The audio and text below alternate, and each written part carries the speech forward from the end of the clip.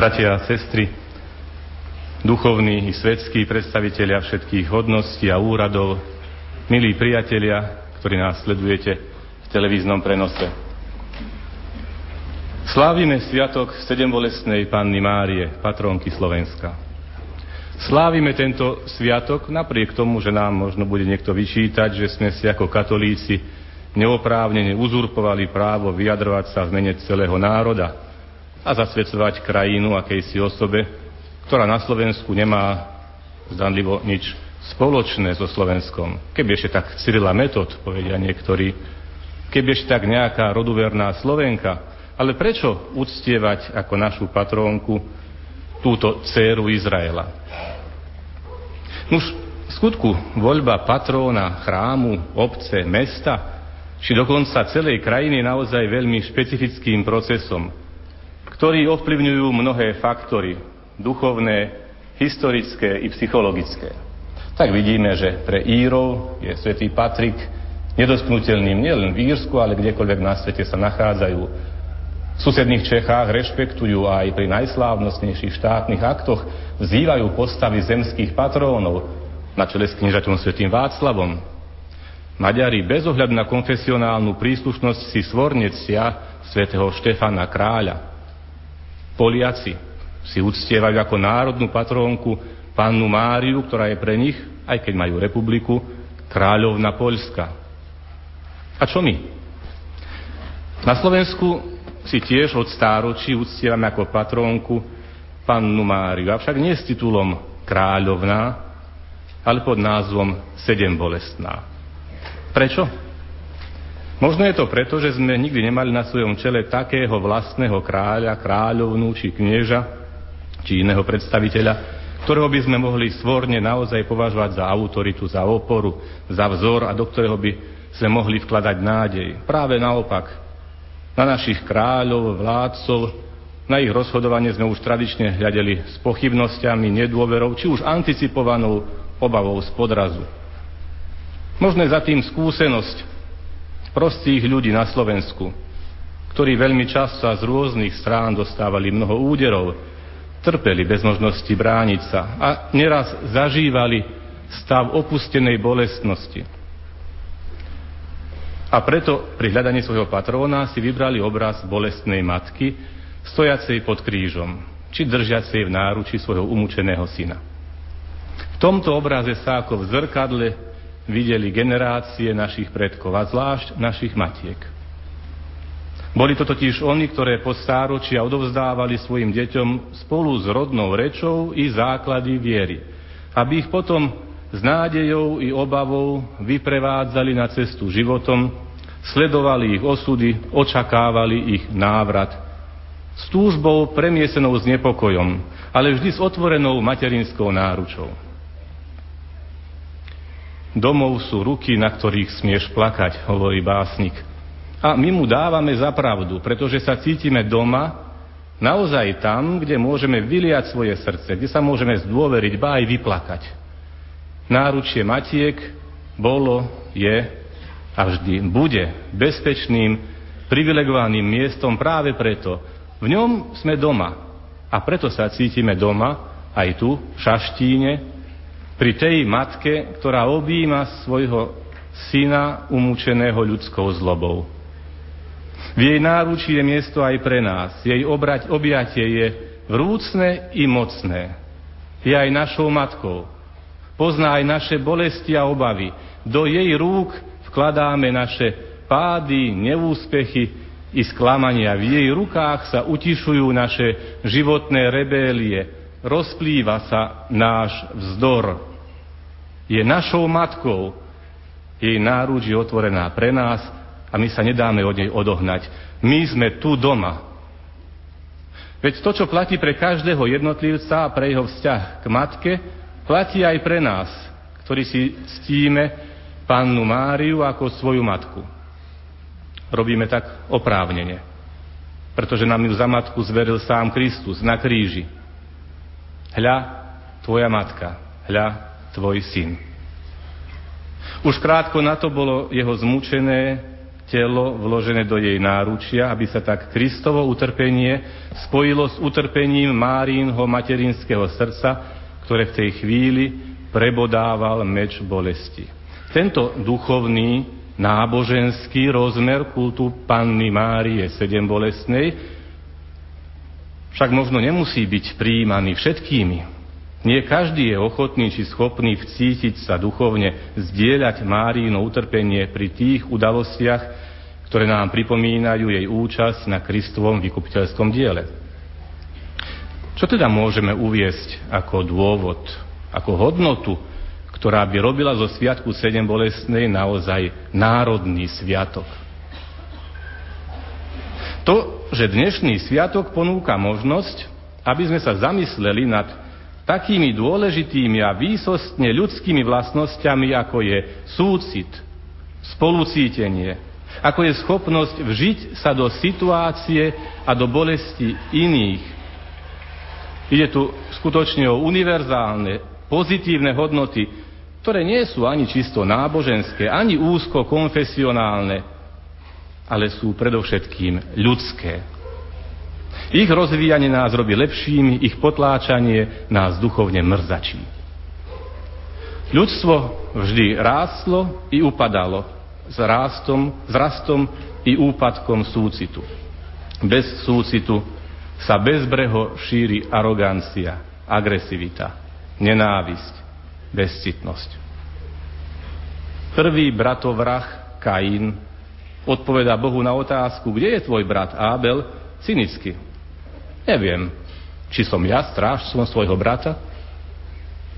A galéria drzej, arogantnej bezcitnosti je v dejinách ľudstva takmer nekonečná. V malom i vo veľkom. Vo vojnách i v sociálnom útlaku. V rabovaní a v zotročovaní. V genocídach, vo vraždení pod rúškom náboženského presvedčenia.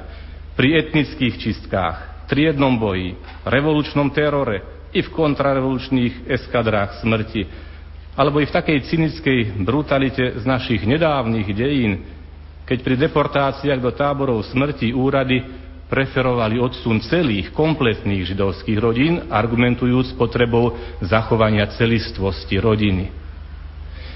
Keď ide o vojnové bezcitnosti, iste môžeme spomínať kľak a ostrý grúň, ale i sklené, či zverstvami sprevázané povojnové masové odsuny obyvateľov pri aplikovaní princípu kolektívnej viny. Keby sme chceli zostavovať rebríček bezcitnej, drzej cynickosti, stačí spomenúť, ako naši vojaci 17. pešieho pluku z Petržalky 19. júna 1945, teda už po vojne, pod velením bývalého gardistu, vtedy už presvedčeného komunistu, vyvraždili pri moravskej obci Loviešice 265 ľudí, pôvodom väčšinou z Dobšiny a z Kežmarku. Z toho 120 žien, 74 detí. Keď sa neskôr veliaceho dôstojníka pýtali, prečo dal pozabíjať aj malé deti a ženy, odvetil, nevedel som, čo s nimi, keď už mužov postrieľali. Desivé príklady straty citlivosti či súcitu však nie sú žiaľ len vecou histórie, či excesmi zdegenerovaných sadistických jednotlivcov, slabochov či karieristov, slúžiacich podobne zdegenerovaným ideológiám.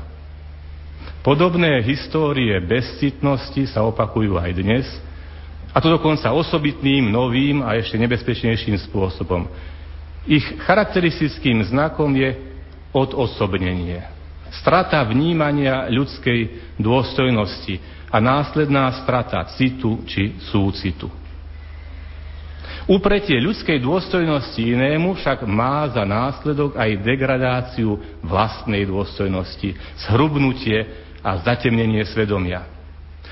Uveďme si aspoň dva príklady súčasného, bezcitného, city ubíjajúceho, odosobneného násilia, spojeného s nepriamym či priamym upieraním ľudskej dôstojnosti. Prvým a zrejmým príkladom je vojna. Práve pri takej inštitucionalizovanej forme násilia, akým je dnešná vojna, vedená supertechnologickými prostriedkami, sme svedkami šokujúceho odosobnenia. Stredoveký bojovník sa kedysi musel v tej bojovej vrave predrať ku protivníkovi, hľadieť mu do tváre a potom mu rozmlátiť palcátom hlavu alebo ho šabľou prepichnúť a rozpárať brucho, riskujúc pritom ale taký istý osud. Pri tomto boji si bol vedomý ukrutnosti, ktorú páchal na inom. Ohyzdnosť vzájomného zabíjania nemohol ani psychologicky, ani politicky nevnímať či popierať. Stredoveké či staroveké vojny to bola jasná, krvavá mesiarčina. Dnes, teda aspoň v tých najcivilizovanejších častiach sveta, sme v tejto sfére už v úvodzovkách pokročili. Dnes na najvyššom technologickom stupni vedenia vojny profesionálny zamestnanec v klimatizovanej kancelárii so šálkou kávy na stolíku v rámci obhajoby bližšie nešpecifikovaných geopolitických záujmov niektorej z veľmocí, či skôr nadnárodných finančných spoločností, ktoré diktujú smerovanie politiky, cez satelit riadi bezpilotné lietadlo či raketu s plochou dráhou letu a zdá sa mu, že je na poľovačke alebo že hrá počítačovú hru. Keď skončí šichtu, sadne do auta, cestou urobí nákup, vyzdvihne deti v škôlke, aby si večer sadol s nimi pred televízor a pozrel ďalší diel Simpsonovcov. Zajtra pôjde znovu do roboty, ale má popoludnejšiu smenu. Keďže dnes mu vyšlo všetko podľa programu, tak takto na diaľku a bezpečne zlikvidoval určený cieľ, nejakú kolónu vozidiel či nejaký bunker. A nezamýšľa sa nad tým, čo konkrétne zlého mu urobil ten človek v transportéri, tanku či bunkri na druhom konci sveta. Či nejako ublížil jemu osobne, či chcel zabiť jeho blízkych, alebo dokonca či ohrozoval celú jeho krajinu. Alebo či sa to iba jeden prezident svojvoľne rozhodol potrestať svojvoľnosť akéhosi druhého prezidenta, prikazujúc svojim poslušným vojakom, aby pozabíjali iných poslušných vojakov. Keď mal takýto profesionál v robote blbý deň, tak si mohol spliesť svadobný sprievod s kolónou presúvajúcich sa ozbrojencov, alebo dodatočne, po Simpsonovcoch, pri večerných správach zistí, že v bunkri, ktorý zbombardoval, nebol generálny štáb nepriateľa, či zbrane hromadného ničenia, ale stovky ukrytých žien a detí. No, potom v pracovnej štatistike sa mŕtvi svadobčania a zuhoľnatele tela ukrývajúcich sa žien uvedú do kolónky Proportional Collateral Damage, primerané vedľajšie škody. Ideálom vysokotechnologického vojenstva je počítačový operátor, ktorý príkazy na likvidáciu iných ľudských bytostí bude vykonávať asi s takým citovým vzrušením, aké prežíva upratovačka, keď biolitom postrieka šváby vo vlhkom kúte závodnej kuchyne. A my si na YouTube už dnes môžeme pozrieť priebeh vojenskej akcie, pri ktorej zomierajú ľudia, aj civilisti, ženy i deti, ktorých jedinou vinou bolo, že boli v nesprávnom čase na nesprávnom mieste a hlavne mali ten nesprávny pas, a teda ich životy sú bezcitne považované za rádovo niekoľkonásobne menej hodné života ako životy iných ľudí s tým správnym pasom. Ako to už povedal jeden generál, tu už neplatí staroveké oko za oko, zub za zub, ale nové, za oko zrak, za zub chrup. Nie, neštilizujem sa tu do roli experta na vojenskú techniku alebo medzinárodné či vojnové právo. Chcel som sa len s vami podeliť o úvahy a pochybnosti, s ktorými sa mi zdôveril istý, samozrejme, že nie slovenský, vojenský veliteľ, človek, ktorému nie je ľahostajné psychické zdravie, ľudskosť či ľudská dôstojnosť a hodnota života ani pri takom drastickom pokračovaní ekonomiky inými prostriedkami, akým je vojna. Na bezcitnosti vojen vo svete sa istým spôsobom ale zúčastňujeme dnes už všetci. Veď už sme si prakticky zvykli na to, že každú chvíľu si môžeme v správach pozrieť, ako v nejakej, tentoraz ešte relatívne ďalekej krajine, ako priamy či nepriamy dôsledok rozhodnutí z tých vážených mužov ovládajúcich tento svet, jeho financie, jeho médiá, rozvášnené davy linčujú, vešajú alebo v mraziarenskom boxe vystavujú práve svojho zlikvidovaného vodcu, ktorý sa stal pre oných ďaleko a vysoko postavených vážených mužov už nepotrebný alebo nepohodlný aj keď si s ním ešte včera srdečne potriasali ruky. Počas nasledujúcich mesiacov medzi správami zo športu a predpoveďou počasia sa budeme pozerať, ako sa tie isté rozvášnené zástupy vzájomne vraždia pri organizovaní ďalšieho, možno ešte horšieho režimu, pričom hlavnou obavou komentátora bude, aby sa z týchto krajín nezastavil tok ropy, zemného plynu, dodávka vzácnych kovov či iných komodít potrebných pre náš spokojný a relatívne blahobytný západný svet. Pre priemerného Slováka, ktorý si povie, že od neho aj tak nič z toho nezávisí, sa stane podstatnou otázka, kedy tam tie naše cestovky konečne obdobia last minute dovolenky a koľko percentná bude zľava. V súvislosti s nedostatkom citlivosti a súcitu však nestačí hovoriť len o vojnách. Hovorme aj o ďalšom výbuchu ľudskej bezcitnosti, ktorému za posledné 10 padlo za obeť viac životov ako pri všetkých vojnách 20. storočia. Tejto pliage sa venoval blahoslavený Ján Pavol II v encyklike Evangelium Vitae, ktorá sa zaoberá témou nedostatočnej úcty k životu, teda témou potratu a eutanázie.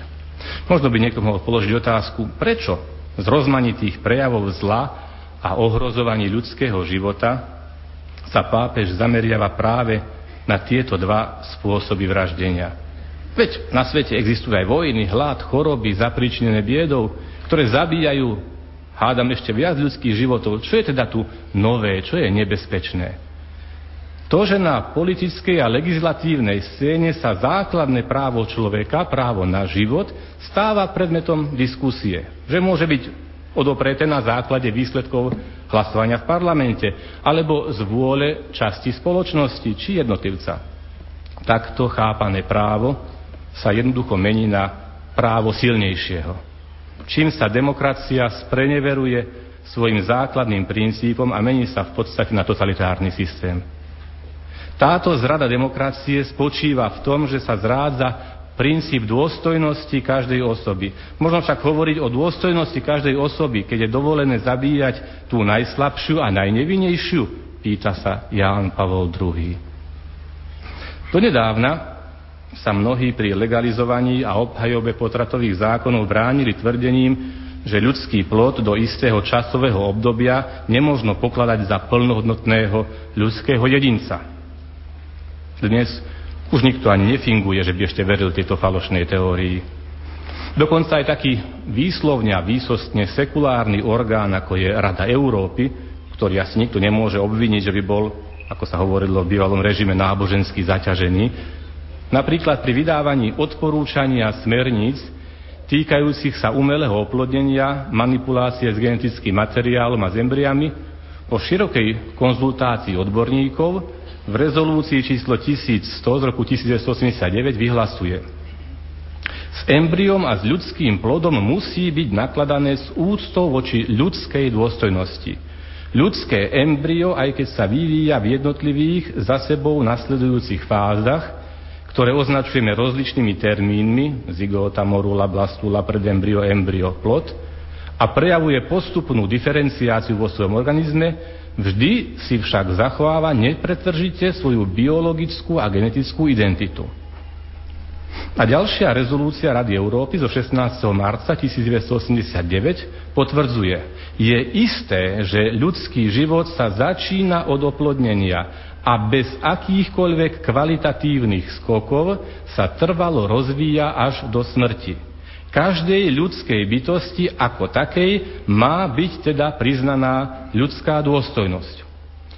Avšak tá istá Rada Európy v tých istých vyhláseniach jedným dychom potvrdzuje, že tieto jej vyššie uvedené tvrdenia, na tieto jej tvrdenia sa nikto nesmie odvolávať pri diskusii o potrate. A že sa z nich nesmú čerpať argumenty za alebo proti potratu. O čo iného tu ide ako o dokonalú právnu schizofréniu, o bezcitný cynizmus. Aj na to máme v histórii dosť príkladov. Pilát najprv hovorí: nenachádzam nejakú vinu na tomto človekovi. A potom A potrestem ho teda a prepustím. A keď vydal Ježiša, aby ho ukrižovali, umyl si pred zástupom ruky a vyhlásil: ja nemám vinu na krvi toho človeka, to je vaša vec. A všetok ľud odpovedal: jeho krv na nás a na naše deti. Ale aj do tmy a hluchoty oslepených a zahlušených ľudských svedomí žiaria zaznieva závažné a záväzné vyhlásenie Jána Pavla II. Z jeho encykliky Evanjelium života.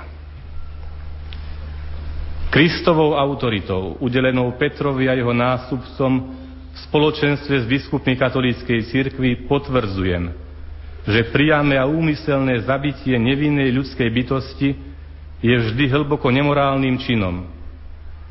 Nič a nikto nemôže oprávniť na zabitie nevinnej ľudskej bytosti, či je to plod alebo embryo, dieťa alebo dospelý, starý, nevyliečiteľne chorý alebo zomierajúci.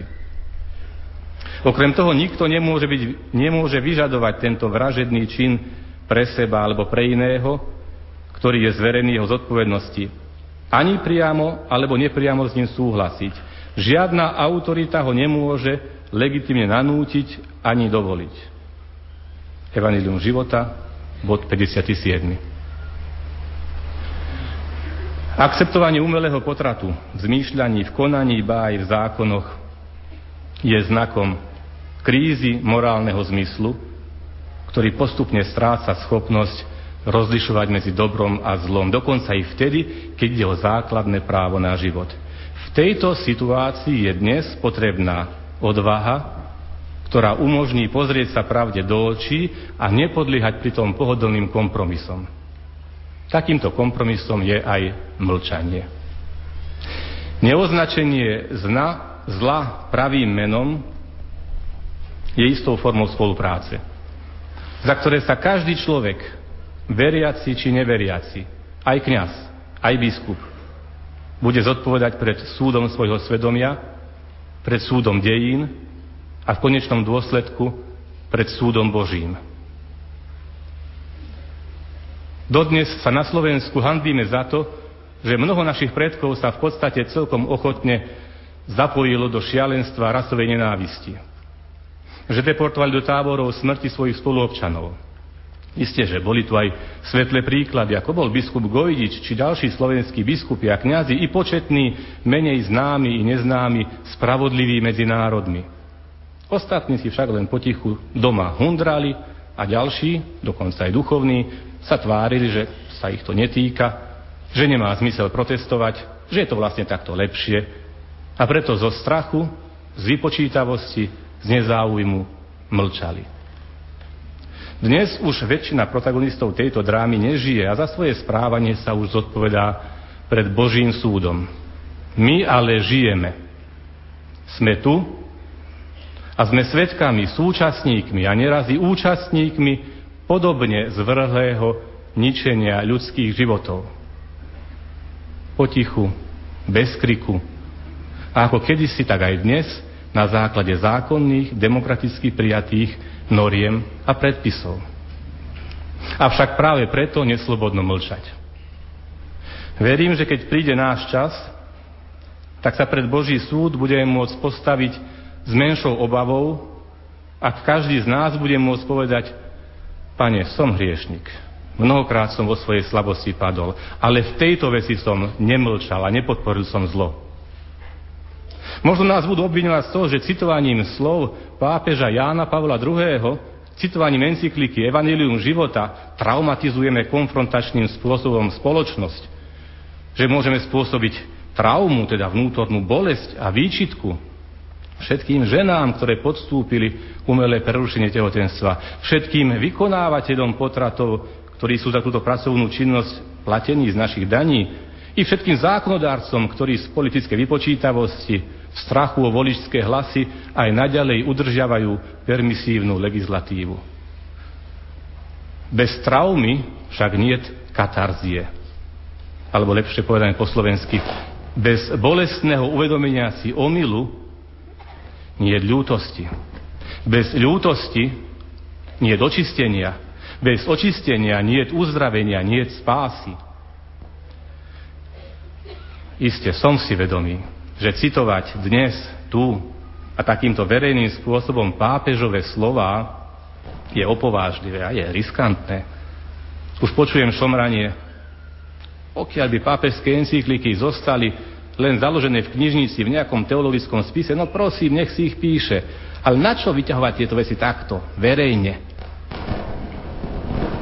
Možno mi niekto aj priateľsky poradí: chlape, neblázni, nebuď naivka, na čo riskovať, že 10 000 a možno aj 100 000 žien, ktoré za posledné 10 ročia podstúpilo viac ako tých 1 400 000 interrupcií, so všetkými fyzickými a psychickými následkami, sa budú cítiť, ako by si im verejne, necitlivo a hrubo vstupoval do svedomia.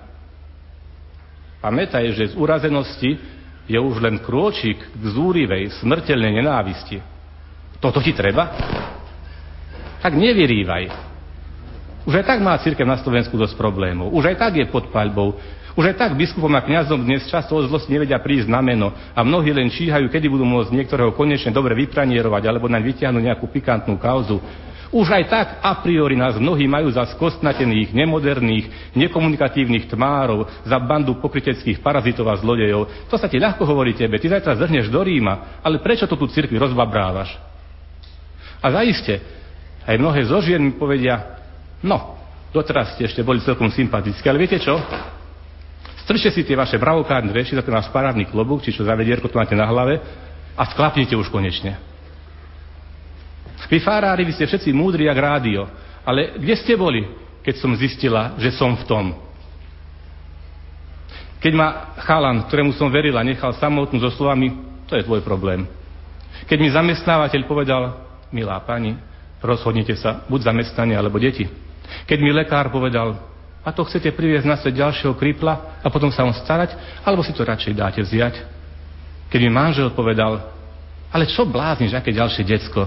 Veď nemáme ešte splatenú ani pôžičku a v tom dvojizbovom pajzlíku sme už koľky? 2 deti, my 4. Keď mi vlastná matka povedala: no čo, keď myslíš, lepšie tak. Aspoň, že však ty už nebudeš musieť skákať v stodole z rebríka ako stará mama. Dnes si to urobia na počkanie v nemocnici. Keď som potrebovala dobré, citlivé, milé, súcitné slovo, radu a pomocnú ruku, kde ste boli tedy všetci? Priatelia, doktori, psychológovia, sociológovia, novinári, neziskovky, občianske združenia, politici, farári, kde ste boli? Teraz ste všetci múdri, ale veď ja som nechcela, ja predsa nie som nejaká bezcitná vrahyňa, ja som len obyčajná žena, ja som len strašne nešťastná. Máš pravdu, dievča, máš pravdu, žena. Ty sama si v tejto kauze prvou obeťou deformácie svedomia, deformácie, ktoré sme všetci už po 10 ročia vystavení. Máš pravdu. Tvoje bezsenné, preplakané noci už neraz nikoho nezaujímajú, ba často sa ti dostane od odvrknutia: nevierevuj, mala si dávať pozor. Máš pravdu. Tvoj nezvratný a nešťastný krok bol len posledným krokom na dlhej ceste ľudskej bezcitnosti, nezáujmu, cynizmu i agresivity, na dlhej ceste hriechu. Ale vari, ku všetkým tým urážkam dôstojnosti ženy i urážkam Božieho zákona sa mám pripojiť aj ja tým, že ti skriem pravdu? Že ti zamlčím pravdu? Že ti nepoviem celú pravdu? Pravda je niekedy ťažká.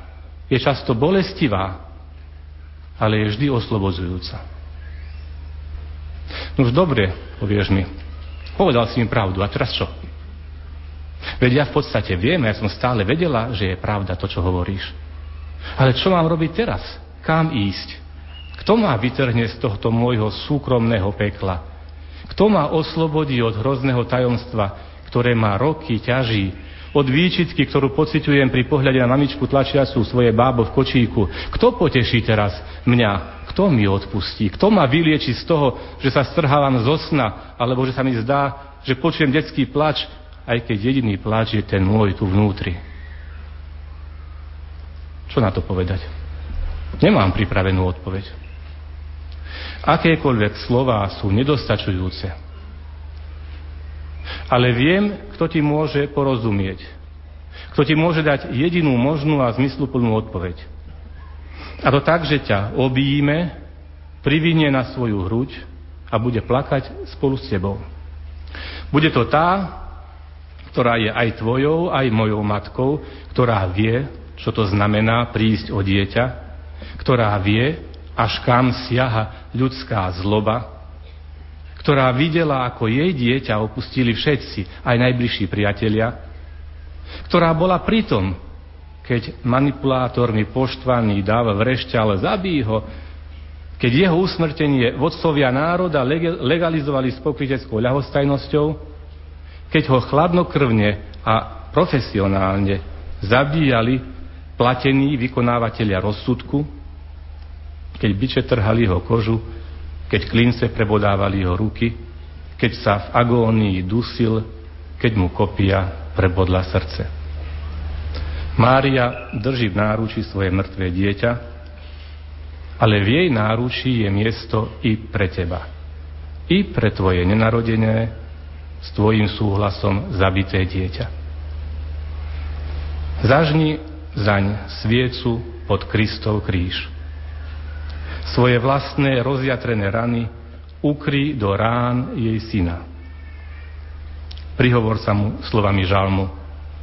Zmiluj sa, Bože, nado mnou pre svoje milosrdenstvo a pre svoje veľké zľutovanie znič moju neprávosť, úplne zmiz zo mňa moju vinu a očist ma od hriechu. Daj, aby som počula radosť a veselosť a zaplesajú kosti, ktoré si rozdrvil. Odvráť svoju tvár od mojich hriechov a zotri všetky moje viny. Nechaj svoje slzy splynúť a zmiešať s Máriinými slzami a vo svojej bolesti ju objím a nechaj sa ňou objať a pros ju, Matku sedembolestnú, o dar nového života. Nového života pre teba, o dar žiť nanovo a inak. Smrť nebola tým posledným slovom na ceste tejto matky a jej syna. A nemusí byť ani na tvojej. Hrob duše nemusí ostať zapečatený navždy. Na tretí deň, v Kristov deň, Božia sila môže odvaliť kameň z hrobu a dať tvojej duši novú slobodu, nový život. Dnes oslavujeme sedembolestnú Pannu Máriu. A všetci, veriaci i neveriaci, môžeme prijať tento deň ako deň na ocenenie, na zdôraznenie potreby súcitu. Pohľad na Kristovo utrpenie, zdieľanie súcitu s bolesťou jeho matky je pre nás školou citu, školou ľudskosti. V tejto Kristovej i Máriinej škole sa chceme učiť, aby sme náš život neochudobňovali vinou nášho egoizmu, našej neschopnosti pocítiť súcit, našej bezcitnosti.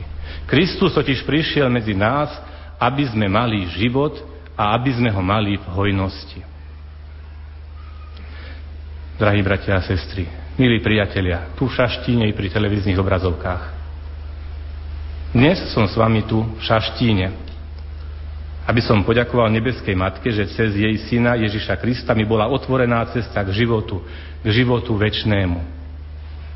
O týždeň v nedeľu budem na pochode za život v Košiciach. Nie preto, aby som tam podporoval nejakú katolícku či politickú propagandu, ale aby som sa prihlásil k evanjeliu života a vzoprel sa v šíreniu civilizácie smrti. Budem tam nielen preto, že som biskup, kňaz, katolík, kresťan, ale hlavne preto, že som človek, lebo žijem, lebo milujem život.